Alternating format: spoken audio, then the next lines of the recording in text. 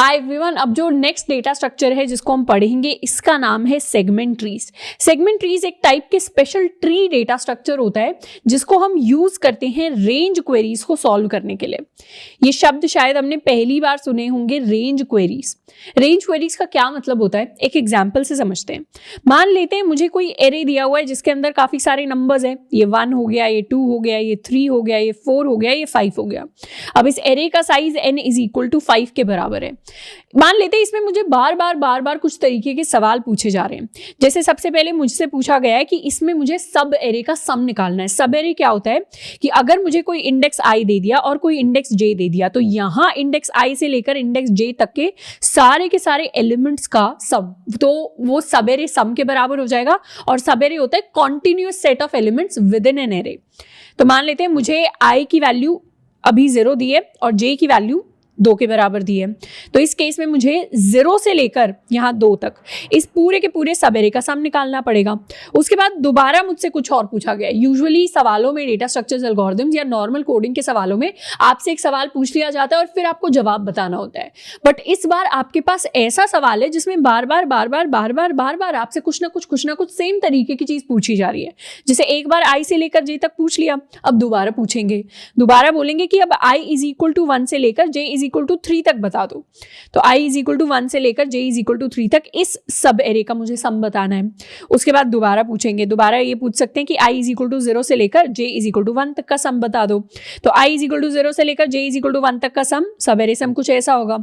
उसके बाद दोबारा पूछेंगे कि i इज इक्वल टू 1 से लेकर j इज इक्वल टू 4 तक का सम बता दो।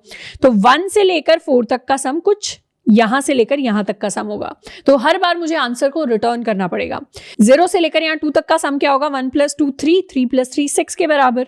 1 से लेकर 3 तक का सम क्या होगा, यहाँ पर 1 है, यहाँ पर 3 है, 2 + 3 5, 5 + 4 9 के बराबर। तो ये मेरा आंसर मैं रिटर्न कर दूंगी, यहाँ से ये आंसर रिटर्न कर दूंगी। 0 से लेकर 1 तक का सम 1 + 2 यानी 3 के बराबर, इसको आंसर की तरह रिटर्न कर दूंगी। और इस तरीके से हर एक क्वेरी के लिए मुझे कुछ आंसर रिटर्न करना होगा। अब यहाँ पर क्वेरी का क्या मतलब है, क्वेरी होता है कुछ सवाल पूछना, कोई क्वेश्चन पूछना। तो यहाँ पर ये एक सवाल था, ये एक सवाल था, ये एक क्वेरी थी, ये एक क्वेरी थी। इस तरीके से मुझसे बहुत सारी क्वेरीज पूछी गई हैं। और अगर हम ध्यान से देखें तो हर एक क्वेरी के अंदर एक रेंज दी हुई है। रेंज होता है कि एक जगह से लेकर दूसरी जगह या एक वैल्यू से लेकर दूसरी वैल्यू तक जाना। तो यहाँ मुझे i दिया हुआ है फर्स्ट वैल्यू एंड j दी हुई है सेकेंड वैल्यू, यानी i इज इक्वल टू 0 से j is equal to 2, i is equal to 1 से j is equal to 3, i is equal to 0 से j इज इक्वल टू 1। ये सारी की सारी मुझे रेंज दी हुई है। तो क्या मैं कह सकती हूँ ये जो क्वेरीज मुझसे पूछी गई हैं ये एक तरीके से रेंज क्वेरीज है। रेंज क्वेरीज वो सवाल होते हैं जिसमें मुझसे बार बार कोई चीज पूछी जाती है, सेम कोड के अंदर रिपीटेडली कोई चीज पूछी जाती है और इस तरीके से पूछी जाती है कि हर एक क्वेरी के अंदर कोई रेंज होती है कि आप i इज इक्वल टू 0 से लेकर j इज इक्वल टू 3 के बीच का या तो मुझे सब एरे सम बता दो, नहीं तो मुझे मैक्सिमम वैल्यू बताओ इन इंडेक्सेस के बीच की, नहीं तो मुझे मिनिमम वैल्यू बताओ। इस तरीके के जो सवाल होते हैं उन्हें हम रेंज क्वेरीज कहते हैं। और ऐसे सवालों को सॉल्व करने के लिए हम यूज करते हैं सेगमेंट ट्रीज का। तो सेगमेंट ट्रीज एक बहुत स्पेशल टाइप का डेटा स्ट्रक्चर है, स्पेशल टाइप का ट्री है जिसको हम रिपीटेडली क्वेरीज को सॉल्व करने के लिए यूज करने वाले हैं। सर, सवाल को मुझे आंसर करने की जरूरत है वो ये है कि मुझे सेगमेंट ट्रीज की जरूरत क्यों पड़ी। अभी मैंने आपको एग्जाम्पल दिया सब एरे सम का। सब एरे कुछ इस तरीके से मेरा एक एरे होगा जिसमें मुझे सब एरे का सम निकालना है। क्या मैं कह सकती हूँ सब एरे सम तो मैं ऑलरेडी एरेज और एरे लिस्ट में डिस्कस कर चुकी हूँ। सब एरे सम को सॉल्व करने के लिए हमने बहुत सारे तरीके देखे थे। एक तो होता है नॉर्मल आपका ब्रूट फोर्स तरीका। ब्रूट फोर्स तरीका क्या कहता है कि आप यहाँ से लेकर यहाँ पर चले जाओ और सब एरे सम कैलकुलेट कर लो। दूसरा तरीका होता है कि हम पहले से ही अपना प्रीफिक्स सम कैलकुलेट कर ले। प्रीफिक्स सम के बारे में हमने पहले डिस्कस किया हुआ है, एटलीस्ट 2 चैप्टर्स के अंदर डिस्कस किया है, तो इसके बारे में अभी तक हमें याद हो जाना चाहिए था। नहीं है तो मैं याद दिला देती हूँ कि मैं एक नया एरे बना लेती हूँ। इसको या तो मैं प्रीफिक्स एरे कहती हूँ, नहीं तो उसको ऑक्सिलरी एरे भी कहते हैं, ऑक्सिलरी एरे। और इसके बारे में भी हमने पहले पढ़ा हुआ है। तो ऑक्सिलरी एरे या प्रीफिक्स एरे क्या करता है, यहां पर तो यहाँ इतने का सम यहां स्टोर करवा लेगा, इन दोनों का सम यहां स्टोर करवा लेगा, इन तीनों का सम यहां स्टोर करवा लेगा, इन चारों का सम लास्ट इंडेक्स में स्टोर करवा लेगा, और फिर इसकी हेल्प से हम अपना सवेरे सम निकाल लेते हैं। तो ये दो तरीके हमें पता होते थे सवेरे सम निकालने के। तो यहां पर सवाल ये होता है जब ऑलरेडी दो तरीके पता ही है सवेरे सम निकालने के, जिसमें i इज इक्वल टू 0 से लेकर j इज इक्वल टू 2 या ऐसी कोई भी क्वेरी का मैं सवेरे सम निकाल सकती हूँ, तो मुझे सेगमेंट ट्रीज की क्यों जरूरत पड़ी। तो इस सवाल को आंसर करने के लिए सबसे पहले तो डिफरेंट मेथड्स को हम देखते हैं जो पहले से एग्जिस्ट करते हैं और क्यों सेगमेंट ट्रीज उनसे ज्यादा बढ़िया मेथड है। मान लेते हैं मेरे पास ये एरे दिया हुआ है, इस एरे के अंदर मेरे पास काफी सारे एलिमेंट्स हैं 1 से लेकर 8 तक। तो इस एरे का साइज एक तरीके से n इज इक्वल टू 8 के बराबर है। अब सबसे पहले अपनी अप्रोच 1 के बारे में बात करते हैं। मेरी अप्रोच 1 कहती है कि अच्छा आपको हर एक क्वेरी में i दे दिया है, हर एक क्वेरी में j दे दिया है, तो क्यों ना एक लूप लगा ले और i से लेकर j तक का सम कैलकुलेट कर ले। यानी ये मेरा ब्रूट फोर्स तरीका है। ब्रूट फोर्स तरीका कहता है जो अप्रोच लॉजिकल अप्रोच पहली बार दिमाग में आ रही है उसी को अप्लाई कर दो। मान लेते हैं मुझे i की वैल्यू दी है 2 के बराबर, j की वैल्यू दी है मुझे 5 के बराबर। यहां पर इनफैक्ट मैं अपने एरे को क्रिएट भी कर लेती हूं। यहां पर i इज इक्वल टू 2 हो जाएगा इधर and j is equal to 5 हो जाएगा यहां पर। तो मैं क्या करूंगी, मैं एक एक करके सारे इंडिसेस पर जाऊंगी, पहले यहां जाऊंगी, फिर यहां जाऊंगी, फिर यहां जाऊंगी, फिर यहां जाऊंगी और एक लूप चला लूंगी फॉर माई इंट, इसको k कह देते हैं, k is equal to i to j, i से लेकर k की वैल्यू जाएगी और हर बार मैं सम में ऐड कर दूंगी एरे ऑफ k को। पहले सम की वैल्यू क्या हुई, शुरुआत में सम की वैल्यू 0 है, सम के अंदर फिर ये वैल्यू ऐड हो जाएगी तो 3 हो जाएगा, फिर ये वैल्यू ऐड हो जाएगी तो 7 हो जाएगा, फिर 5 भी ऐड हो गया तो 12 हो गया, फिर 6 भी ऐड हो गया तो ये वैल्यू हो गई 18 के बराबर। तो यहाँ मैं प्रिंट करवा दूंगी 18 को एज माई आंसर, मेरा आंसर हो जाएगा 18 के इक्वल। अब यहाँ पर सिर्फ क्वेरी नहीं, मुझे एक और ऑपरेशन दिया है। पहला ऑपरेशन तो था कि क्वेरी निकाल लो, दूसरा ऑपरेशन एक और दिया है, ये है मेरा अपडेट का ऑपरेशन। अपडेट का ऑपरेशन कहता है कि एरे ऑफ किसी भी इंडेक्स वैल्यू पर जाकर मुझे वैल्यू को अपडेट करना है। तो मान लेते हैं इंडेक्स मुझे दिया हुआ है कि इंडेक्स इज इक्वल टू 2 पर मुझे वैल्यू को अब 2 कर देना है। इंडेक्स इज इक्वल टू 2 कहां पर है, यहां पर इंडेक्स इज इक्वल टू 2 की वैल्यू है यहां पर, और यहां पर 3 को हटाकर मैं इसको अपडेट कर दूंगी एज माई वैल्यू 2। तो एक मुझे अपडेट का ऑपरेशन दिया है यहां पर और एक मुझे क्वेरी का ऑपरेशन दिया है। अप्रोच 1 जो मेरी ब्रूट फोर्स अप्रोच है, इसके अंदर मुझे अपनी क्वेरी में कितना टाइम लगा, एक क्वेरी को सॉल्व करने के लिए यहां पर मुझे बिग ऑफ n का टाइम लगा, और अपडेट में कितना टाइम लगा, एक अपडेट को करने के लिए मुझे बिग ऑफ 1 का टाइम लगा। कैसे निकाले ये टाइम मैंने, मुझे पता है i से लेकर मुझे j तक जाना है, पर वर्स्ट केस सिनेरियो में i की वैल्यू 0 हो सकती है, j की वैल्यू n-1 हो सकती है। 0 से लेकर n-1 कितने नंबर्स, कितने इंडेसेस, ये होते हैं n इंडेसेस। तो वर्स्ट केस में अगर एक लूप चल रहा है i से लेकर j तक, तो वर्स्ट केस में वो बिग ऑफ n की टाइम कॉम्प्लेक्सिटी रखता है। और अपडेट के केस में तो पता ही है कि एरे में एक ही सिंगल ऑपरेशन लगता है अपडेट के लिए, जिसमें वैल्यू को अपडेट कर देते हैं, तो ये हो जाएगा मेरा बिग ऑफ 1 टाइम। तो इतना क्वेरी एंड अपडेट का टाइम लगता है ब्रूट फोर्स वाले मेथड में। अब इसके अलावा एक और ऑप्टिमाइज्ड मेथड था, दूसरा मेथड जिसको हम पढ़ेंगे वो था हमारा प्रीफिक्स सम वाला मेथड। ये हो गई मेरी अप्रोच 2। अप्रोच 2 के अंदर मैं बात करने वाली हूं प्रीफिक्स सम की। प्रीफिक्स सम क्या होता है, प्रीफिक्स सम मेरे एरे के बराबर साइज का एक एरे होता है जिसको मैं अपनी प्रीफिक्स का नाम देती हूं। प्रीफिक्स में सेम साइज होता है 0, 1, 2, 3, 4, 5, 6 एंड 7। अब यहाँ पर 0th इंडेक्स पर मैं यहां तक के नंबर्स का सम स्टोर करूंगी विच इज 1। इंडेक्स नंबर 1 पर मैं इसके इंडेक्स नंबर 1 तक के सारे नंबर्स का सम स्टोर करूंगी यानी 3 के बराबर। अब इंडेक्स नंबर 2 पर मतलब यहां पर यहां तक के सारे एलिमेंट्स का सम स्टोर होगा।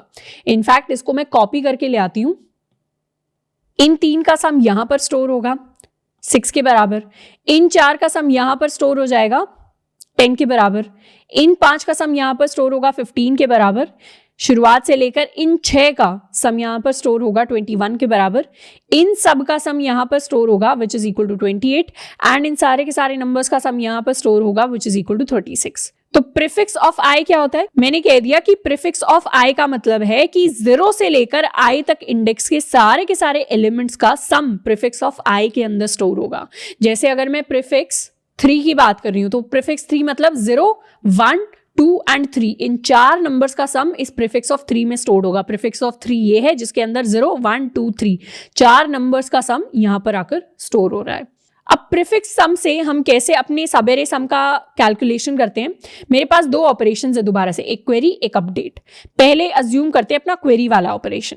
क्वेरी करने के लिए अगर मुझे दोबारा से क्या दिया है, i इज इक्वल टू 2 दिया है, j इज इक्वल टू 5 दिया है, तो prefix of j minus prefix of i minus 1 ये मेरा सब एरे सम के बराबर होता है।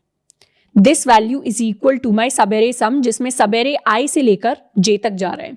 ये हम ऑलरेडी पढ़ चुके हैं एरेज एरे लिस्ट वाले चैप्टर में। इसका लॉजिक क्या है, इसका लॉजिक ये है कि आप j तक के सारे एलिमेंट्स का सम निकाल लो। मतलब इतने सारे एलिमेंट्स का मैंने सम निकाल लिया, वो कहां पर है, वो यहां पर है। सारे 5 या 6 एलिमेंट्स का सम जो है, इतने एलिमेंट्स का सम वो यहां पर है। अब i माइनस 1 क्या कहता है, i माइनस 1 यानी ये वैल्यू बताती है कि इतने एलिमेंट्स का सम यहां पर स्टोर्ड है। और मुझे क्या चाहिए, मुझे इन 4 एलिमेंट्स का सम चाहिए। तो मैं कहती हूं इतने पूरे के पूरे सम में से इतने शुरुआत वाला सम आप माइनस कर दो। अगर ये वैल्यू मैंने माइनस कर दी तो ये लास्ट वाला ही बच जाएगा मेरे पास। इसीलिए प्रीफिक्स ऑफ j में से प्रीफिक्स ऑफ i माइनस 1 को माइनस कर देते हैं, ताकि मुझे सिर्फ बीच की 4 वैल्यूज का सम मिले। तो ये मेरे सब एरे का सम हो जाएगा। तो सिंगल ऑपरेशन मुझे करना पड़ता है अपने सब एरे का सम निकालने के लिए। इसकी टाइम कॉम्प्लेक्सिटी क्या होगी, इसकी टाइम कॉम्प्लेक्सिटी बिग ऑफ 1 के बराबर होगी, because it is a single operation.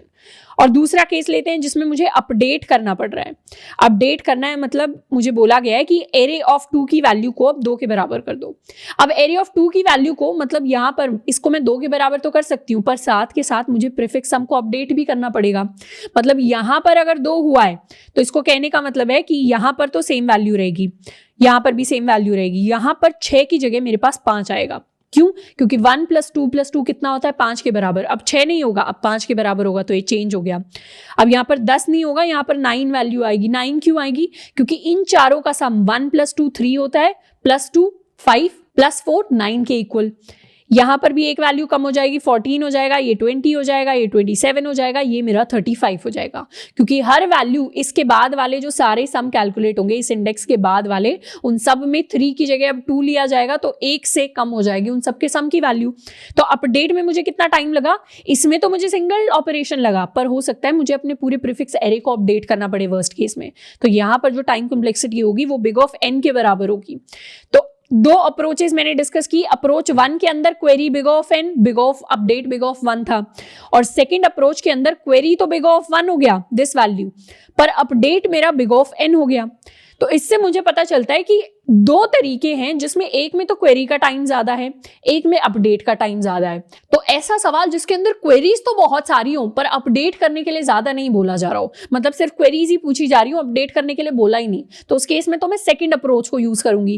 क्योंकि इसमें क्वेरी का टाइम बिग ऑफ 1 है, तो मुझसे अगर n क्वेरीज पूछेंगे तो मुझे बिग ऑफ n के बराबर टाइम लगेगा टोटल। पर अगर ऐसा सवाल होगा जिसमें क्वेरीज ज्यादा नहीं होंगी पर अपडेट का बहुत ज्यादा ऑपरेशंस होंगे, तो उसमें मैं फर्स्ट वाली अप्रोच को यूज करूंगी। क्योंकि फर्स्ट वाली अप्रोच में अपडेट करने में तो कांस्टेंट टाइम लग रहा है, क्वेरीज ज्यादा है नहीं, तो उसमें अगर बिग ऑफ n लग भी रहा है तो वो करना तो है नहीं, क्योंकि ज्यादा क्वेरीज है ही नहीं, सिर्फ अपडेट मोस्टली करना है।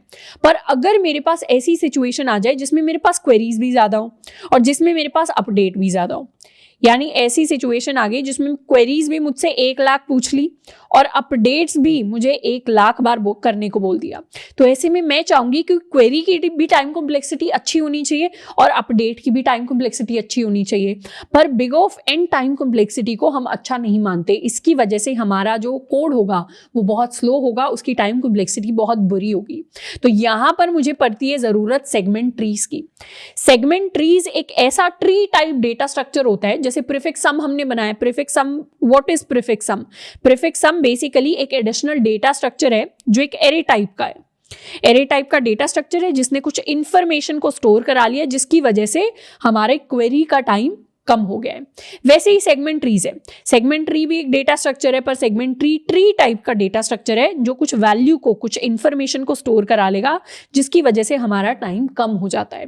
और टाइम कितना कम होता है?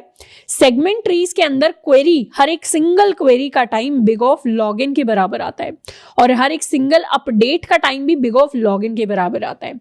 हाँ, यहां पर क्वेरी का टाइम इस सेकंड अप्रोच की क्वेरी के टाइम से थोड़ा सा ज्यादा है और अपडेट का टाइम फर्स्ट अप्रोच के अपडेट के टाइम से थोड़ा सा ज्यादा है, बट स्टिल इनको अगर इंडिविजुअली कंपेयर करें तो ये वाली चीज बहुत ही बेटर है, क्योंकि बिग ऑफ एन बहुत बड़ा होता है as compared to log n. Log n की वैल्यू कम आती है in terms of time complexity, so this is a good time complexity as compared to big of n. तो यहां से मुझे ये समरी लेकर जानिए कि मुझे सेगमेंट ट्रीज की जरूरत क्यों पड़ी। सेगमेंट ट्रीज की जरूरत उन केसेस में पड़ी जहां पर क्वेरीज भी बहुत सारी होती है, मतलब सवाल भी आपसे रेंज के बहुत बार पूछे जाएंगे और आपको कुछ वैल्यू को अपडेट करने के लिए भी बोला जाएगा। ऐसे सवालों में जब मुझसे दोनों टाइप की ही चीजें पूछी जाती हैं, बार बार काम करने को बोला जाता है, तो मैं चाहूंगी कि दोनों की टाइम कॉम्प्लेक्सिटी ठीक होनी चाहिए, और वो टाइम कॉम्प्लेक्सिटी रीजनेबली ठीक टाइम कॉम्प्लेक्सिटी मुझे सेगमेंट ट्रीज लाकर देते हैं। That is why I need segment trees. Segment tree एक ट्री टाइप का डेटा स्ट्रक्चर होता है, तो मेरा सेगमेंट